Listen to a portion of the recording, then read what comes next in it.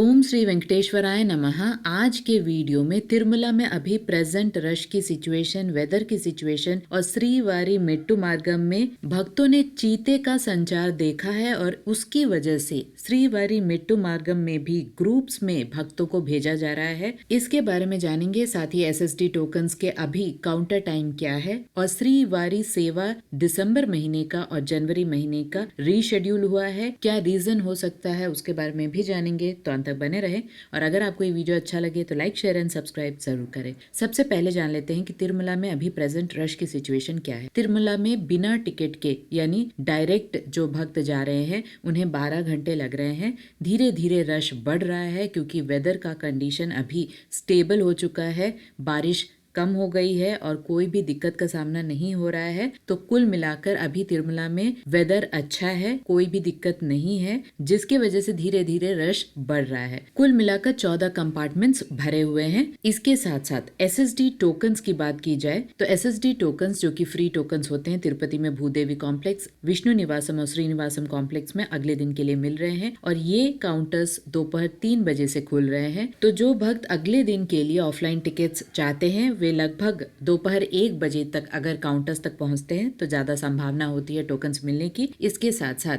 श्रीवारी मेट्टू मार्गम के लिए अलग से 2000 के टिकट्स भूदेवी कॉम्प्लेक्स में ही अलग काउंटर्स में मिल रहे हैं, ये भी दोपहर 3 बजे से मिल रहे हैं। इसके साथ साथ अलिपिरी मेट्टू मार्गम में स्पेशल कोई भी टिकट्स नहीं मिल रहे हैं। आप एसएसडी टोकन जो कि नॉर्मल ऑफलाइन टिकट्स हैं उन्हें लेकर या तो चल के जा सकते हैं या घाट रोड के मार्ग से जा सकते हैं, लेकिन श्रीवारी मेट्टू मार्गम का जो टिकट्स है उसे आप सिर्फ श्रीवारी मेट्टू मार्गम के लिए ही यूज कर सकते हैं।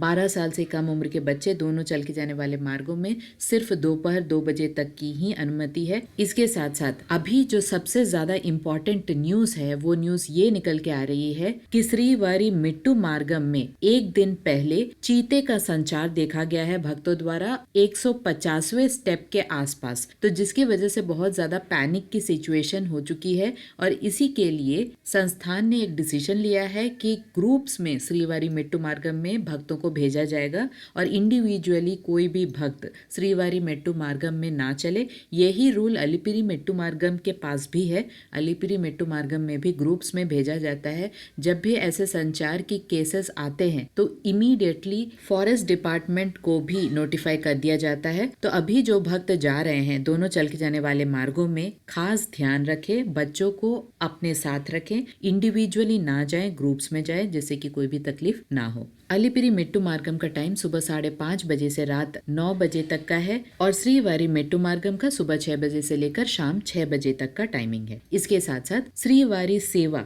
दिसंबर महीने के लिए और वैकुंठ एकादशी के लिए जो अलग से 30 अक्टूबर को खुलने वाला था कोटा, उसे रीशेड्यूल कर दिया गया है 5 नवंबर को। यानी दिसंबर का परकामणि सेवा, नवनीत सेवा और जनरल श्रीवारी सेवा 5 नवंबर को सुबह 11 बजे रिलीज किया जाएगा संस्थान के ऑफिशियल बुकिंग वेबसाइट में। और वैकुंठ एकादशी का जो स्पेशल श्रीवारी सेवकों का कोटा होता है उसे भी 5 तारीख को दोपहर 12 बजे रिलीज किया जाएगा ऑफिशियल बुकिंग वेबसाइट में। वैकुंठ एकादशी का जो स्लॉट्स है उसे डिवाइड किया गया है 2 भाग में, यानी एक भाग में 28 दिसंबर से लेकर, यानी जब से वैकुंठ एकादशी शुरू हो रहा है, 5 जनवरी तक का एक स्लॉट है और दूसरा जो स्लॉट है 29 दिसंबर से लेकर 6 जनवरी तक का है। तो कुल मिलाकर वैकुंठ एकादशी के जो 2 स्लॉट्स हैं उसे भी 5 तारीख को ही ओपन किया जाएगा, लेकिन दोपहर 12 बजे। तो इस पूरे श्रीवारी सेवा को क्यों रीशेड्यूल किया गया है, ये एडमिनिस्ट्रेटिव कारणों की वजह से बताया जा रहा है। लेकिन ये 30 अक्टूबर को रिलीज किया जाना था, लेकिन एडमिनिस्ट्रेटिव कारणों की वजह से इसे फिर से रीशेड्यूल कर दिया गया है